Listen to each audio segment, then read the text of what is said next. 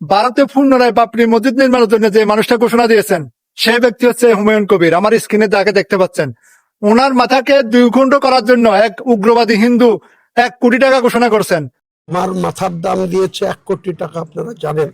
তোর কপালে, তোর মুখের মধ্যে থু থু থু। আইরে শয়তান, তুই জানাস না মুসলমান হচ্ছে শ্রেষ্ঠ জাতি। মুসলমান চাইলে, আল্লাহ যদি সহায় থাকে, মুসলমান সবই করা সম্ভব। যে দিনে মসজিদটা ভাঙ্গা হয়েছে 1992 সালে 6 ডিসেম্বর, সেই দিন আল্লাহর কি রহমত, আল্লাহর কি নীলাখেলা। দেখ, সেই দিনে মসজিদ নির্মাণের জন্য ঘোষণা হয়েছে। ভারতের প্রতিটা মুসলমান, প্রতিটা মানুষ এগিয়ে আসছেন। একজন হইলো একটা ইট দেওয়ার জন্য এগিয়ে আসছেন। তুই শুধু মুর্শিদাবাদের না, উনি মুর্শিদাবাদের নেতা না, উনি এখন পুরো মুসলমান জাতির জন্য, পুরো মুসলমান গর্ব। একজন মুসলমান হয়ে উনি এখন যে উদ্যোগটা নিছেন, এটা মুসলমানের একটা কলিজা টুকরা। বাবরি মসজিদ হচ্ছে মুসলমানের জন্য প্রাণ। শুন, যতই চেষ্টা করিস না কেন, মসজিদ হবে হবে হবে, মুসলমান জয় হবে হবে, ইনশাআল্লাহ।